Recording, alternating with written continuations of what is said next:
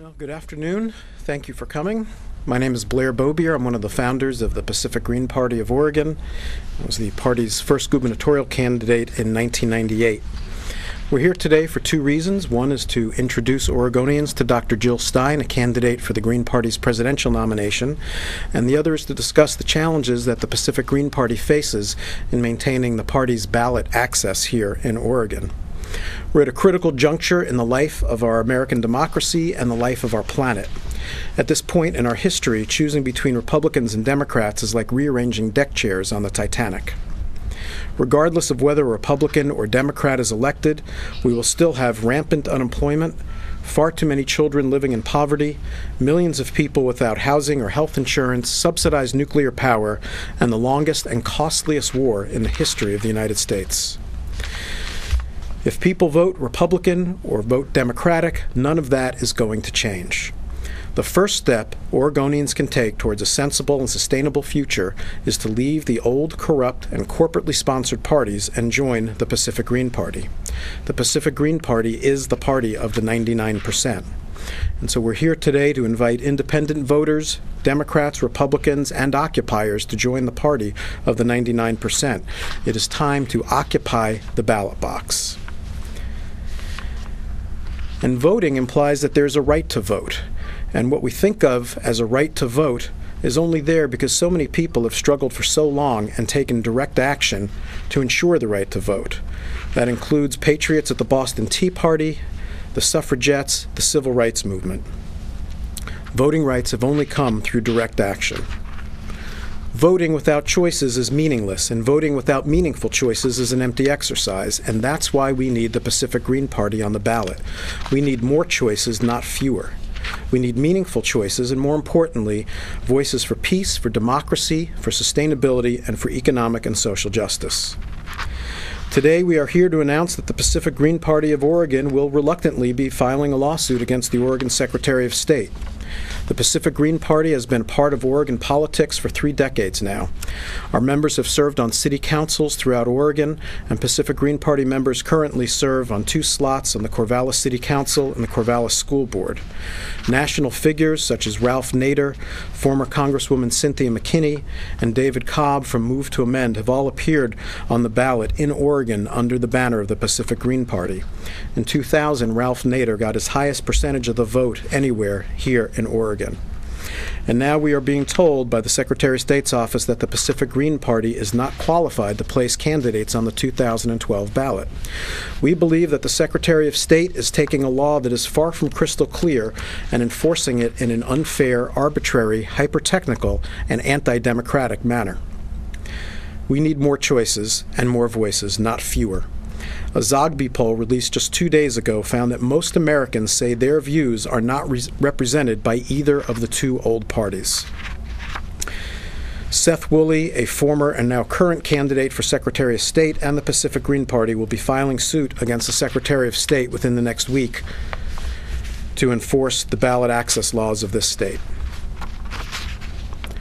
After we hear from Dr. Stein, I'd be happy to take questions about the lawsuit itself, but now I'd like to give you some information about Dr. Jill Stein, who holds both undergraduate and medical degrees from Harvard. Dr. Jill Stein is a mother, housewife, physician, teacher, and a pioneering environmental health advocate. She's the co-author of 2 widely praised reports, In Harm's Way: Toxic Threats to Child Development and Environmental Threats to Healthy Aging. She has appeared as an environmental health expert on a number of programs, including The Today Show, 2020, and Fox News. Her efforts to protect public health have won several awards, including Clean Water Action's Not in Anyone's Backyard Award, the Children's Health Hero Award, and the Toxic Action Center's Citizen Award. Dr. Stein has run several times for public office in Massachusetts, earning hundreds of thousands of votes, including a run for governor against Mitt Romney in 2002. It was during that campaign that she debated Mitt Romney and was described by one press report as being the only adult in the room during that debate. Having committed individuals and recognized experts and activists like Dr. Stein on the ballot in Oregon and providing a viable and intelligent alternative to the 2 parties is why we need ballot access for the Pacific Green Party. and for our other candidates. And I'd like to introduce at this time Dr. Jill Stein.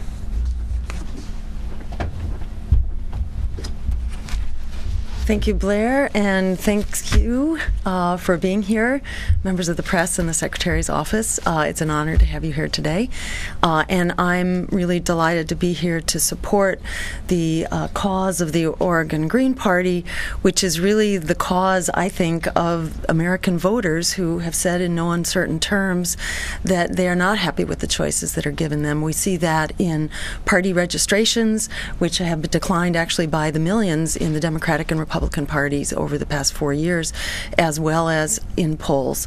And the Zogby poll that Blair mentioned is representative, and we see that again and again, that the largest plurality of voters consistently are those who subscribe to neither the Democratic nor Republican parties. So it's it's entirely appropriate. It's actually really necessary and imperative that the Secretary's office interpret the laws favorably to democracy and favorably to the concerns expressed by voters that they are looking for more choices, not fewer.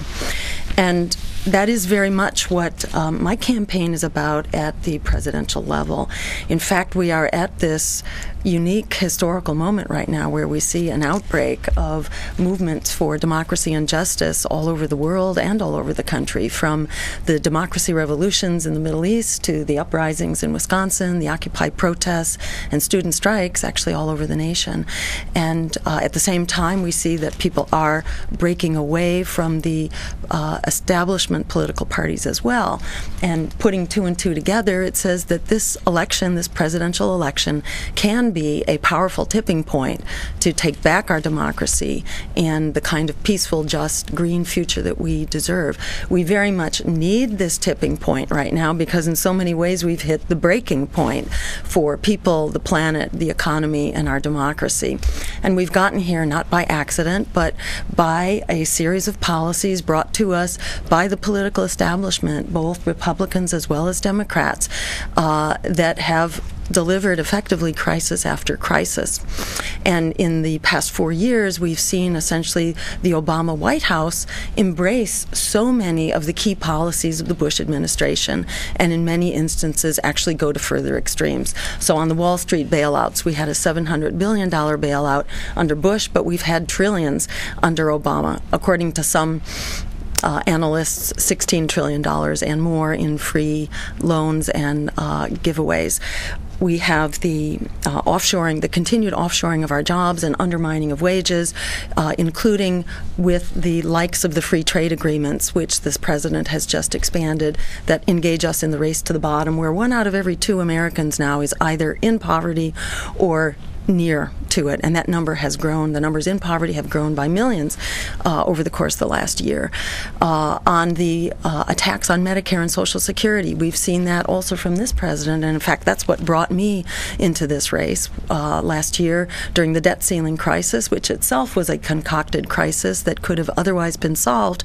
It was being used as an excuse by this administration to put Medicare and Social Security on the chopping block, and Medicaid as well.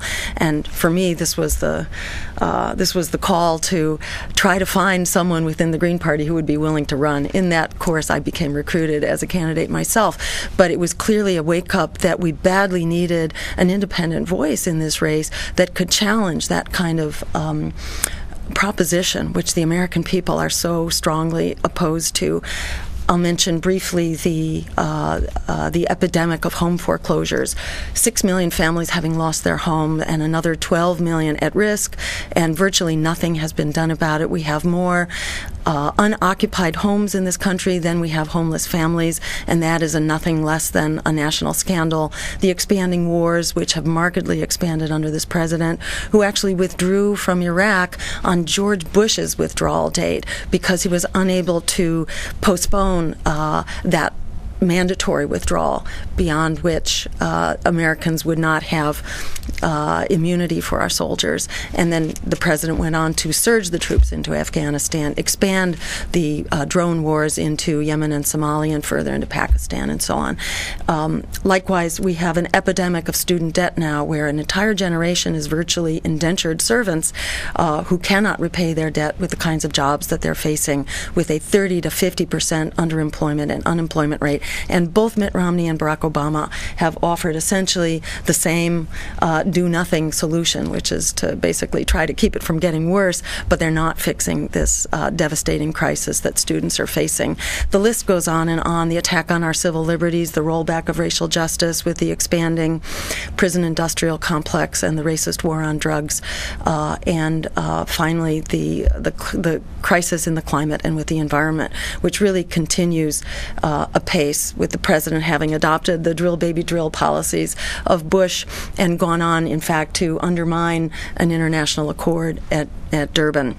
So in so many ways, this is a big wake-up moment for a lot of people of conscience and concern who are deeply troubled about the future and the lack of solutions that are being put on the table. They're not there, not from either party.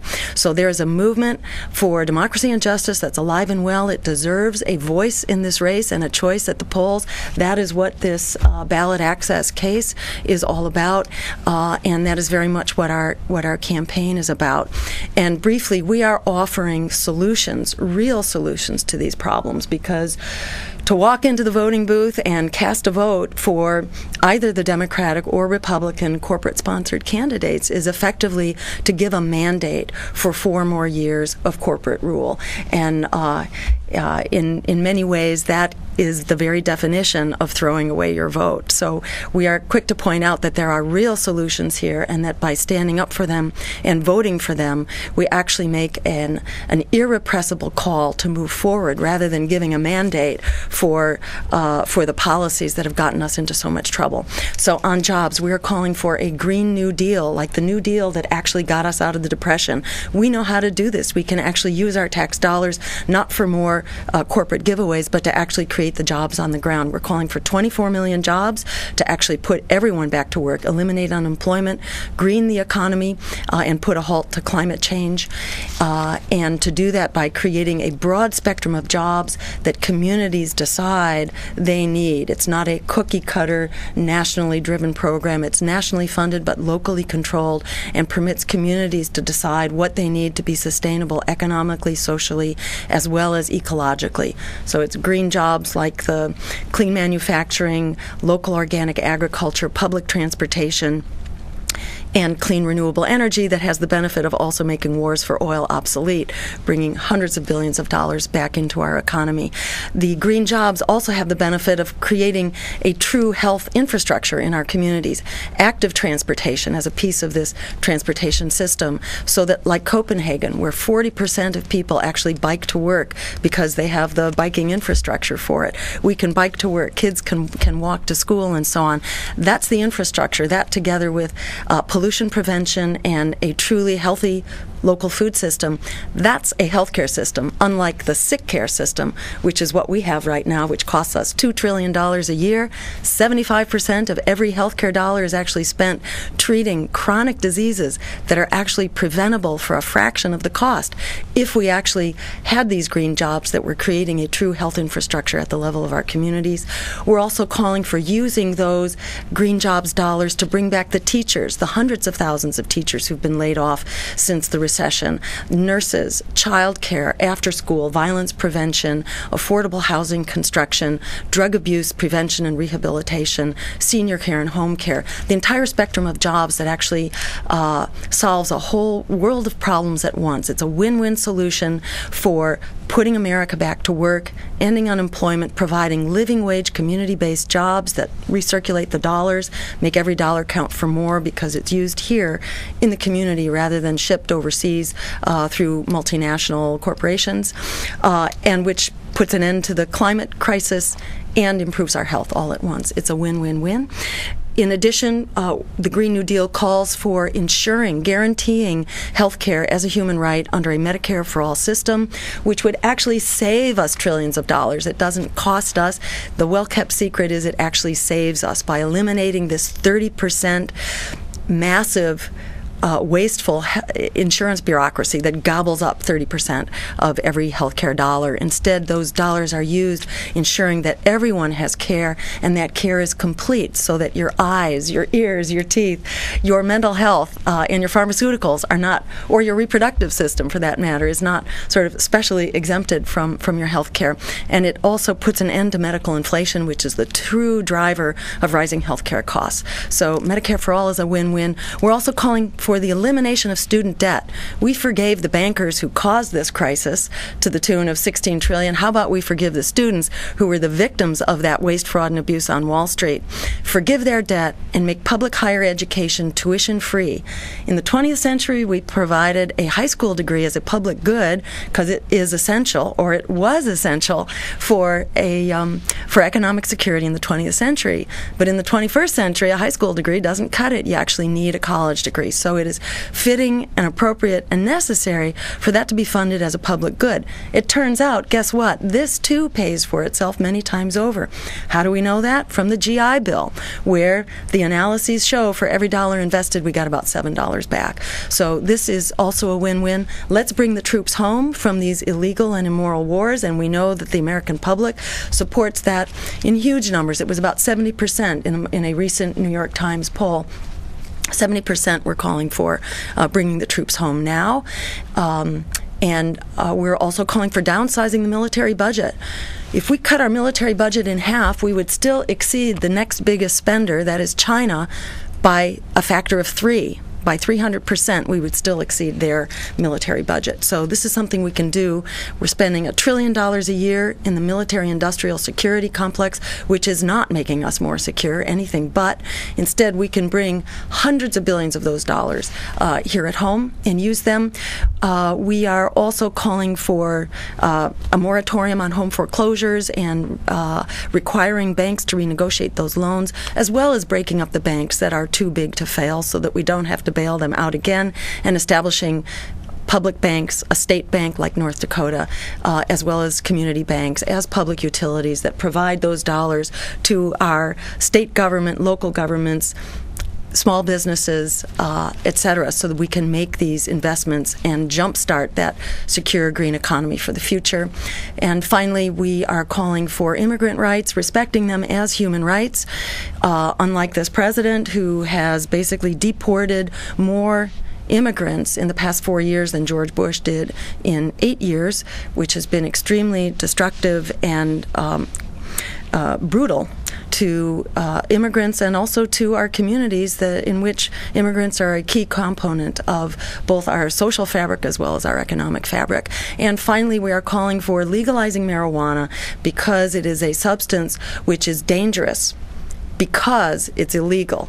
It's not illegal because it's dangerous. And as a medical doctor myself, I'm well aware that the biggest threat from marijuana is the public health threat of the violence of the underground drug economy. And by legalizing marijuana, you not only call a halt to that violence associated with marijuana, but actually for the whole drug trade, because marijuana is in fact the economic workhorse for the entire drug trade.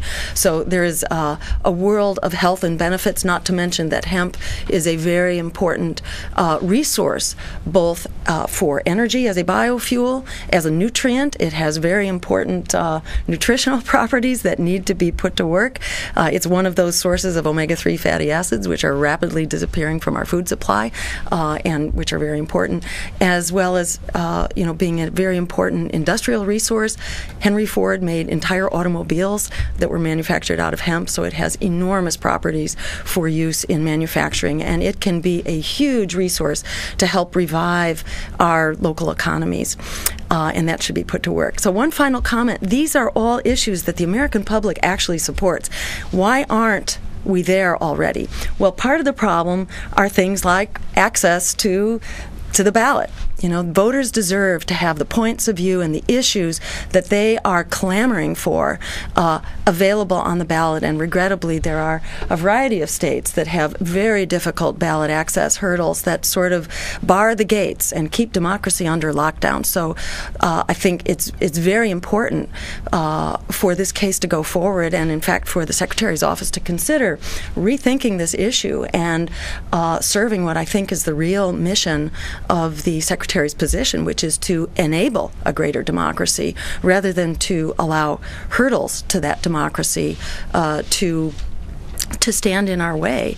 But in addition, I want to mention the fear factor, because it's been out there in big quantities. There has been a fear campaign, certainly since the Nader race, that it was very dangerous to stand up and vote for your beliefs, that terrible things would happen.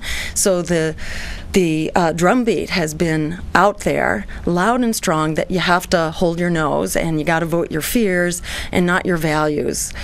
But in fact, after 10 years of doing that, we have seen now so clearly that silence on behalf of the public interest, which has basically been disappeared from the political dialogue, silence has not been an effective political strategy.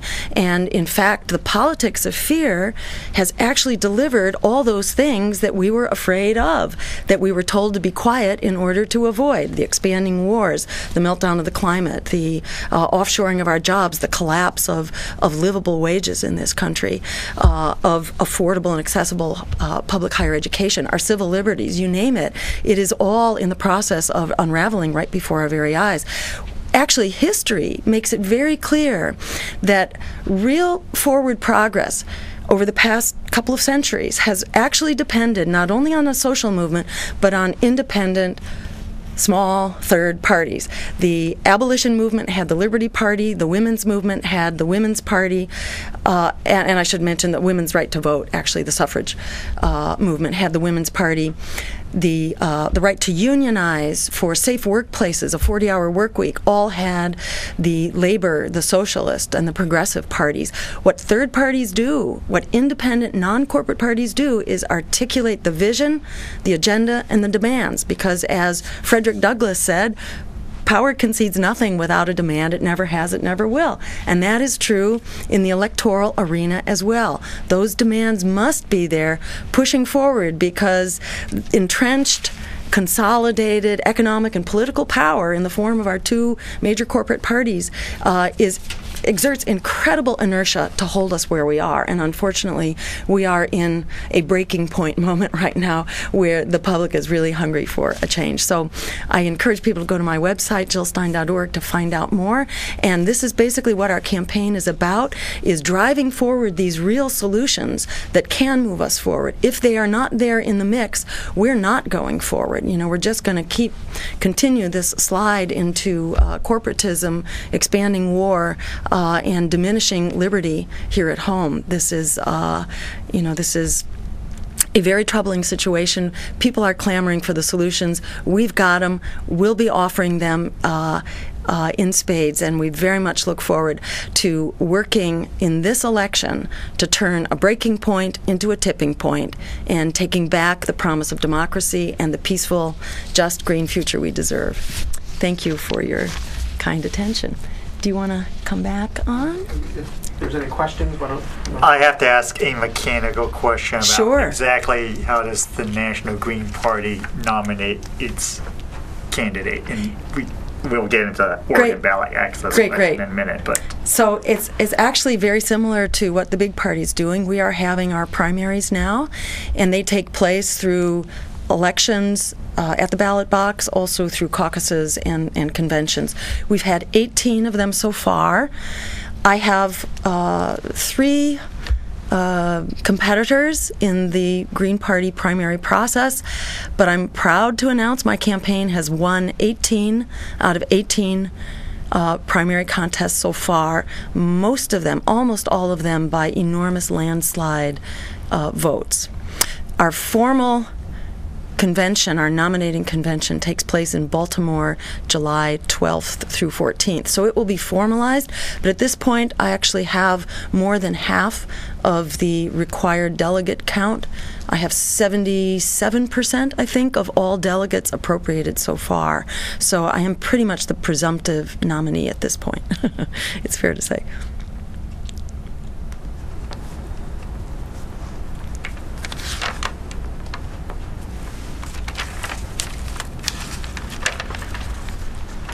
Any other questions for Dr. Stein? Or for Blair, for that matter? Yeah, well, I have a question for Blair, if you want to. Sure.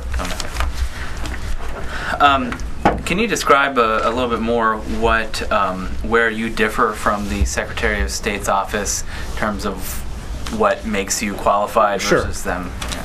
Well, there's a pretty complex and to some extent convoluted statute. It's ORS 248.008, and it describes how political parties qualify for the ballot in the first place and then how they maintain their ballot status.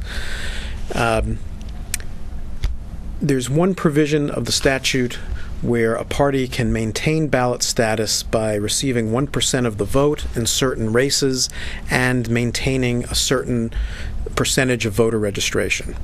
There's no question that on that one aspect of the statute that we have the requisite voter registration. The question is, what does the percentage of the vote refer to? And our position is that on the basis of our candidates running in 2008 for statewide offices and getting the requisite percentage, that still qualifies us for the 2012 ballot. The Secretary of State's position is that that has to happen every 2 years. If you read the statute and look at it, we think that it refers to particular statewide offices for the terms of those offices. So that's one aspect of it. The second aspect of it is that the statute also says that parties can qualify in specific electoral districts. So in other words, you could have the Green Party of the 19th Legislative District or of the 3rd Congressional District or of a particular county. And we had 4 candidates in 2010 in 4 congressional districts who all received more than 1% of the vote. So if we are not on the ballot statewide, then it is our position that we are on the ballot in those 4 congressional districts. The Secretary of State's office has interpreted that law in the past just in this manner. The Socialist Party had previously been a statewide party in Oregon. When they failed to get their statewide percentage, they did maintain the percentage in specific congressional districts, and they appeared on the ballot in, I believe, 2000, 2002, and 2004, just in certain congressional districts. So we believe that the law should be enforced uniformly and fairly, and that it should apply to the Pacific Green Party, just as the Secretary of State applied it to the Socialist Party. And I'm sorry, I didn't quite understand one of your points about the maintaining a certain percentage of voter registration. That refers to of all voters registered statewide, that your party or any other party has to maintain a certain percentage. And where are you in relation to what that current requirement is? I'm glad you asked that, because there's actually 2 different voter registration requirements within the statute. Like I said, it's not a particularly easy or clear one. So 2 prongs, if you will. Under one prong, a party has to have 1% of the vote, and I'd have to actually reference the statute to get the specific percentage, but it is tied to the last gubernatorial vote. And I think when you break down the numbers, it comes to about 1,500 registrants. So we've met that level. On the other hand, if a party does not get a percentage of the vote, they can maintain their ballot status by voter registration numbers that is targeted as a percentage of the actual registration, which is a moving number. So that number is somewhere over 10,000 registrants right now. We have approximately 8,600 registrants, and so we're somewhere in the neighborhood of 1,600 registrations shy of qualifying under that prong.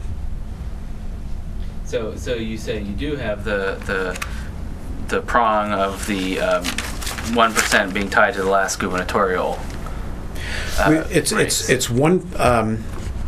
The 1% is a vote percentage. Oh, I see. If you may, okay. Yeah, and then I could pull it out of the statute if. Let's get the exact percentage. 0.1% of the total votes cast for governor is the first test. And the second one is 0.5% of all registered voters. Clear as mud. Well, I was going to say, you referenced 2008 when obviously there was no election for governor in Oregon. Are you saying that is a standard that should apply? No, sure. What the statute says is 1% of any single state office to be voted upon in the state at large for which nominations by political parties are permitted by law at the most recent election at which a candidate for the office was elected to a full term. So the most recent election at which a candidate for the office was elected, we're talking that our candidates ran in 2008 for Attorney General and Secretary of State, and we are saying that that is the most recent office at which a candidate for that office was elected to a full term, and that on that basis, them receiving in excess of 1% of the vote, that we should still be qualified. Well, I mean, if you were just to be able to get an additional 1,400, give or take, by what is it, August or? Mm-hmm. I mean, what is the cost of doing that compared to filing a lawsuit against a state government agency? I mean, why choose to go down that route? Well, we're doing both, actually. We can't afford to not do both. Ballot access is primary. It's our voice. It's the voice of thousands of Oregonians. I mean, you look at the number of votes that Ralph Nader's received in this state, that our congressional and U.S. Senate and gubernatorial candidates have received. We receive votes that far exceed our voter registration levels. So we have much more support out there than there are people who are actually registered in the party. So we will be doing a voter registration drive. We are doing a voter registration drive. There's going to be a huge event in Northeast Portland in July called Rock the Ballot. That's put on by a couple of different chapters of the Pacific Green Party, and Woody Broadnax, a candidate who wants to be the Pacific Green Party nominee in the 3rd Congressional District, is very active in that with the 19th of June chapter. So we're hitting it on all fronts. The lawsuit is a backup. We hope to get the registrations, but that's not guaranteed. That's a lot of people power and or money, and those things are pretty hard to come by with grassroots political parties, but we're going to do everything we can. Plus, we think that that just having the law interpreted in a pretty stingy and arbitrary manner is unacceptable. And so we'd like to get a judicial opinion on this. We want an unbiased third party, no pun intended, to weigh in on this and say that the law should be applied uniformly.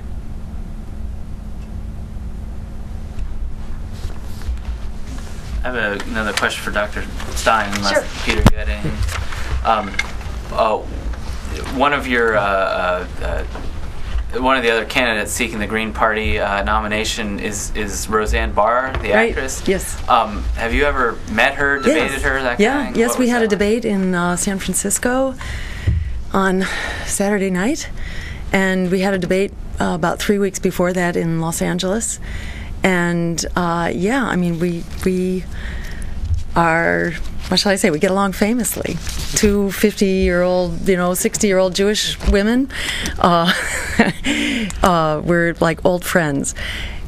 We have some differences in how we express our views, I think, but otherwise we have similar positions on most subjects. But I think what's different is that Roseanne is a comedian and an entertainer and an artist, and I'm a medical doctor and a community organizer and a public health advocate. So we come with a very different skill sets, and I think what we're seeing from the Green Party is that they really do want an experienced community builder, who's run legislative and referendum and regulatory campaigns and has won them and has helped build real solutions on the ground at the community, state, and national level.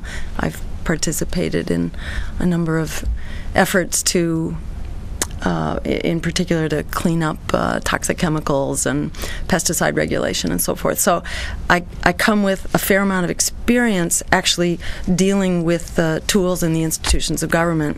And Roseanne more comes from it, shall we say, from a more entertainer's perspective.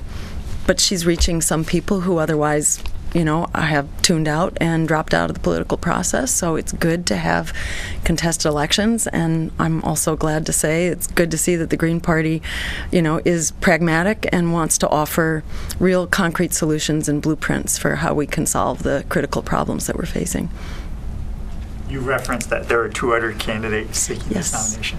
Yes, and one is an air quality professional in California named Kent Mesplay, and the other one is not a very active candidate from Michigan, who's been on the ballot in some states and not in others. And they're not running, neither of them actually is running very active campaigns. Kent was in the first debate along with Roseanne and myself and several other candidates from progressive parties, or shall we say independent parties, including Rocky Anderson, who you may or may not have heard of running as an independent. He was part of that first debate as well. Blair had a question about, since Oregon does not conduct primaries as such for the other than Democrats and Republicans, how did this Pacific Green Party choose its delegates? Minor parties in Oregon have conventions, and our convention actually is scheduled to be held here in Salem. I believe it's the weekend of June 2nd. I'm not positive if that's the date, but so we will have a statewide convention here in Salem. All registered Pacific Green members, and we hope there are more of them, are welcome to participate. And Dr. Stein, as well as Roseanne Barr and any other candidates, will be potential nominees, and we'll also be looking to field and run candidates for other offices as well, of course. And then our delegates will be chosen at that point and sent to the National Convention in Baltimore. On your site, is there a date for that Salem gathering? I hope so. It's pacificgreens.org.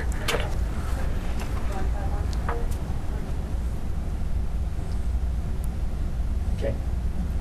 Thank you. Thank you so much. Thanks very much.